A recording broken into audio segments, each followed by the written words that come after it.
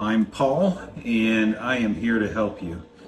It is morning, that's why my hair doesn't look very good right now. I just made a Mexican breakfast burrito and enjoyed that for breakfast.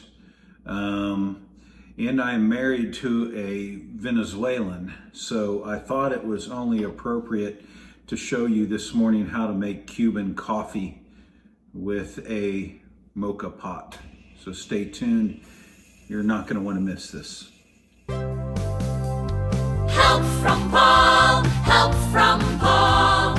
Just reach out and ask him if you need help, if you need a hand, get help. Help from Paul. Here's what you need. You need a little coffee mug. You need some sugar. You need the coffee. Cafe Bustelo is a good one, a very popular brand for Cuban coffee. Now what you do is you're going to measure out the water, put it in the bottom of the Moka pot, and here you're going to add your coffee. Put it back together, set it on the stove, and then you're just going to wait for it to brew, and then you're going to take it off the stove.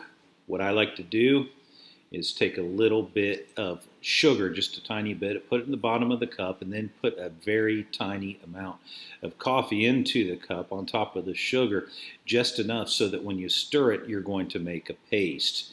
And then you add your coffee, and you have what is a typical Cuban coffee that that I found in places like Little Havana in Miami.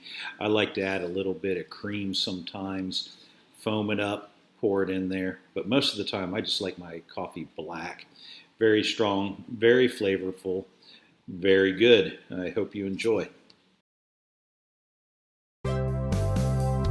Help from Paul, help from Paul.